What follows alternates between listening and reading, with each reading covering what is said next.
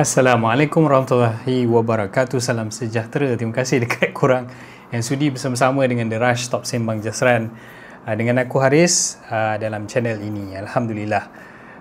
It's been a wonderful year semenjak aku buat the first episode. So sekarang ni agak busy dengan kerja, jadi orang kata apa, kadang-kadang ada episod, kadang-kadang tak ada episod, tak sempat nak shooting.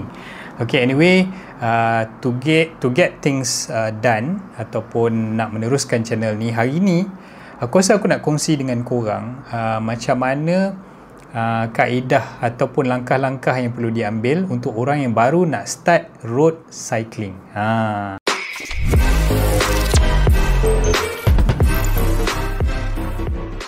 Pertama sekali, kalau semua orang perasan, aku berasal daripada latar belakang running. Aku dan isteri lebih kepada marathon running, half marathon dan juga larian endurance.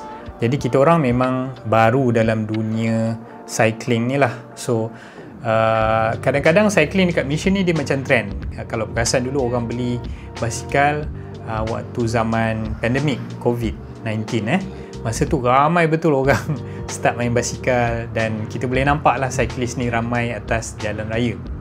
Untuk tahun ni aku tengok trend tu dia dah mula naik balik. Tak tahu kenapa. Kadang-kadang maybe because of macam-macam lah isu semasa. Kadang-kadang baru-baru ni kan ada orang bergaduh dengan bas. Lepas tu ada banyak netizen mula mengganas dengan komen-komen yang agak kejam terhadap cyclist dekat luar sana. So anyway, aku nak kongsikan hari ni macam mana nak start dengan dunia cycling.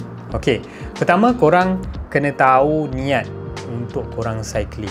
Ini paling penting bagi akulah, sebab aku tak nak nanti bila korang dah beli basikal, korang akan start jual basikal tu lepas 6 bulan. Artinya pakai sekejap je, lepas tu dah mula tak ada perasaan yang nak teruskan hobi tu. Ada orang dia tak kena dengan jiwa. So macam mana nak kena dengan jiwa? Korang kena try dulu dan set your goal. So nombor satu bagi aku, korang kena set your goals lah. Untuk apa korang start cycling? So ada orang nak kurangkan berat badan, nak dia punya efek kesihatan, dan ada orang dia memang terasa macam nak sesuatu yang boleh keluar peluh.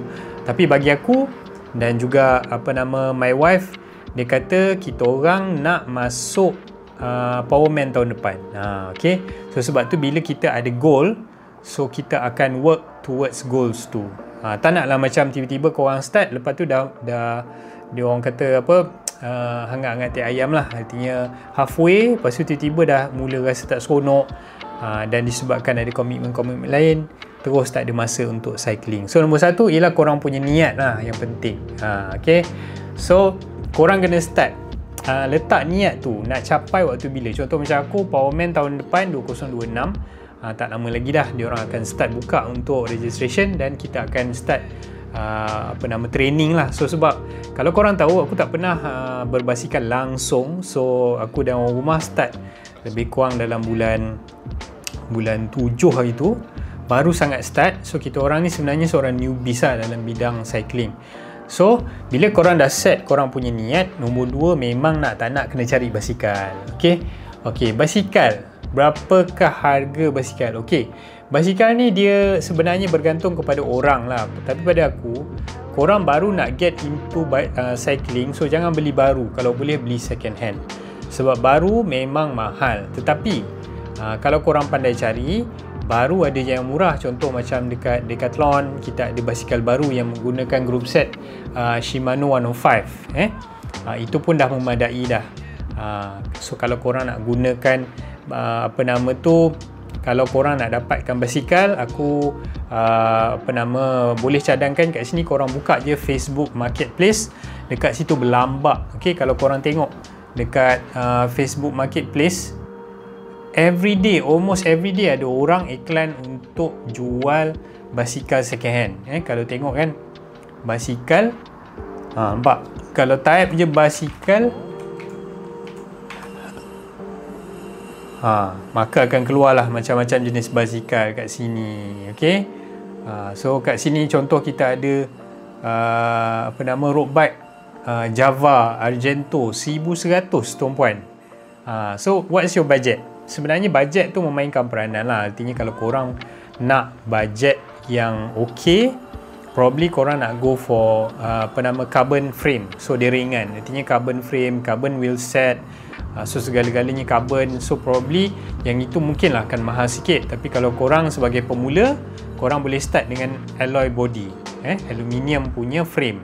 Tak semestinya korang terus beli carbon frame, which is banyak lagi pilihan dekat luar sana yang boleh kita dapati dengan harga bawah daripada RM2,000. So maksudnya ada orang kata cycling ni mahal lah. Yes, aku setuju dengan perkataan tu, sebab aksesori yang lain-lain tu akan menyebabkan dia mahal. So kalau kau beli basikal tu harga dah RM5,000 lah sebagai contoh. Artinya tak tambah dengan aksesori yang lain, dengan helmet, dengan dia punya kasut clipless, dengan dia punya aksesori-aksesori lain, itu je akan menambahkan lagi banyak perbelanjaan. So kalau boleh, tolong minimalkan korang punya perbelanjaan kepada basikal ke tahap bawah RM2,000. Banyak gila korang boleh tengok kat sini dekat FB Marketplace. Yang ini aku buat real time searching basikal road bike kan. So kalau kita type kat sini terus keluar, nampak? Kita ada 1300 jenama Camp, kita ada Lapierre, kita ada Java, kita ada Twitter, kita ada ni macam-macam lah Camp. Semua harga 1000 ke bawah. Okey, Alcott pun ada 1000. Okey, so maksudnya kita kena cari basikal tu kena dengan kemampuan kewangan kita, jangan bayar lebih. Okey, tutup mata untuk brand. Okey, aku tahu korang mungkin dah survey dan korang tahu brand-brand dekat luar sana yang dahsyat. Dia akan semestinya akan menyebabkan korang punya wallet koyak, banyak duit akan keluar nanti. Okey, so nombor 3, sebelum begini konsistensi, nombor 3 aku letak kepada aksesori lah.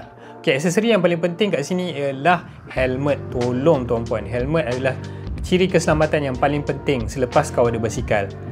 So selepas kau ada basikal, kau kena ada helmet. Tolong cari helmet. Tak kisah helmet tu dia ada MIPS ke MIPS, dia macam teknologi yang menyebabkan mengurangkan gegaran dekat otak.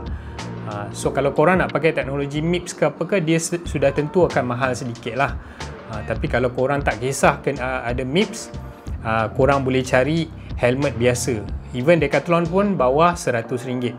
Banyak aku sebut ni, korang boleh jumpa kat Decathlon. Okey, sudah semestinya kau kena jaga keselamatan. So maksudnya selain daripada helmet, kalau kau nak ride malam, kena ada lampu lah.